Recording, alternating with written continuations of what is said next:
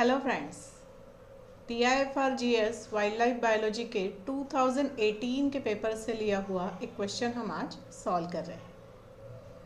Question काफ़ी लेंदी है, डरावना लग रहा है।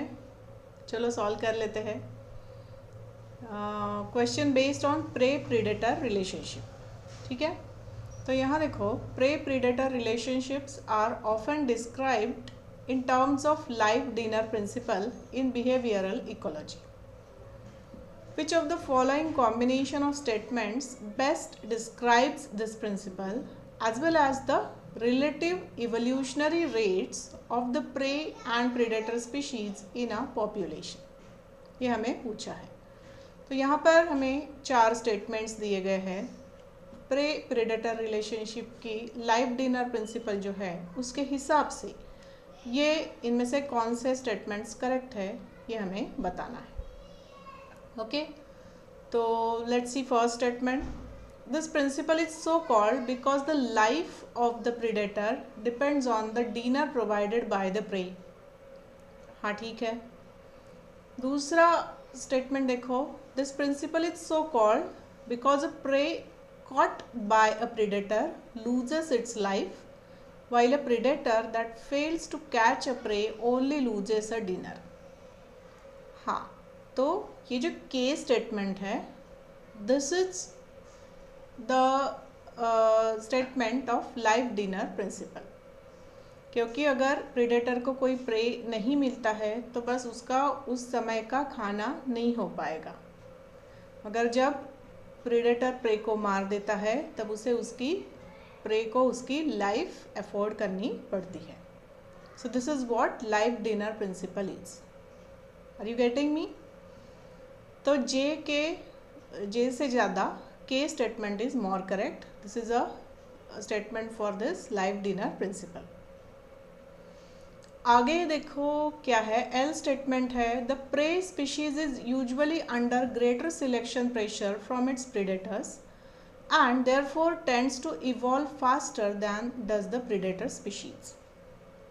और M स्टेटमेंट कहता है कि the predator species is usually under greater selection pressure because of its dependence on its prey and therefore tends to evolve faster than does the prey species। तो L और M स्टेटमेंट इवोल्यूशन के बारे में हमें पूछ रहे हैं, evolution के बारे में बता रहे हैं कि प्रे ज़्यादा पहले इवॉल्व होगा या predator, among the prey and predator. Okay, तो को इवोल्यूशन सुना है आपने? प्रे प्रीडेटर रिलेशनशिप में को इवोल्यूशन होता है, एक इवॉल्व हो गया तो दूसरे को इवॉल्व होना है। पैरासाइट होस्ट रिलेशनशिप में भी इसी तरह से होता है। इन्फेक्शियस डिसीजेस इम्यून सिस्टम में भी ऐसे ही होता है। इन्फेक्शियस ऑर्गेनिज्म अगर डेवलप होता है तो इम्यून सिस्टम भी डेवलप हो जाती है, इवॉल्व हो जाती है। ठीक है, तो यहाँ पर देखो, प्रे और प्रीडेटर, इनमें से प्रे को उसकी लाइफ देनी पड़ती है तो इवॉल्व सबसे पहले प्रे ही होगा। समझ रहे हो? आप अगर एग्ज़ाम दे रहे हो तो आपको ही पढ़ाई करनी पड़ेगी और आपकी पढ़ाई जितनी अच्छी हो जाएगी, जितने अच्छे से आप सॉल्व करोगे, जितना रैंक आगे चला जाएगा, उतना TIFR एग्ज़ाम में डिफ़िकल्ट क्वेश्चंस डालेगा। समझ रहे हो? सो प्रे को पहले इवॉल्व होना है और उसके हिसाब से प्रीडेटर इवॉल्व होगा, क्योंकि प्रे के ऊपर जो प्रेशर है, सिलेक्शन प्रेशर है, वो ज़्यादा है। मरने का डर प्रे को है। Are you getting me? Predator को कोई और ऑप्शन मिल जाएगा। एक एग्जांपल लेंगे, लायन है और ज़ेब्रा है, तो ज़ेब्रा लायन से फास्ट दौड़ेगा तभी वो बच पाएगा। ठीक है, अगर ज़ेब्रा ने स्पीड बढ़ा दी तो लायन अपनी स्पीड और बढ़ाएगा और उसे पकड़ लेगा। ठीक है, तो इस वजह से प्रे को पहले इवॉल्व होना पड़ेगा and then the predator will get evolve. Are you getting me?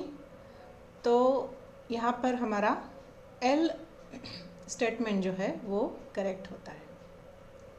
तो इस वजह से ये ऑप्शन सी जो है, This is the answer for this question, K and L. Okay मैं यहाँ बताना चाहूँगी कि मैं लाइव जा रही हूँ यूट्यूब पर 28 नवंबर को, 28 नवंबर जो संडे है, 11 बजे सुबह, और टॉपिक रहेगा इवोल्यूशन का, ओरिजिन ऑफ लाइफ हम उसमें डिस्कस करने वाले हैं, राइट फ्रॉम बिगिनिंग, कि किस तरह से एक्सपेरिमेंट्स किए गए थे, रेडीज एक्सपेरिमेंट, स्पेलेंजानीज एक्सपेरिमेंट, उसके बाद ओपारिन हाल्डेन, पास्चर का, यहाँ से लेके till the geological time scale, यहाँ तक हम इसे यहाँ पर डिस्कस करने वाले हैं। सो आप ये वॉच ज़रूर करना। With this I am concluding with today's video. मुझे लगता है कि मेरा एक्सप्लेनेशन आपकी समझ में आया होगा। अगर आपको कोई डिफ़िकल्टी है, आपको कोई प्रॉब्लम है, तो आप मुझे मेल कर सकते हो या फिर कमेंट सेक्शन में भी शेयर कर सकते हो। Thanks for watching and all the best for your exams.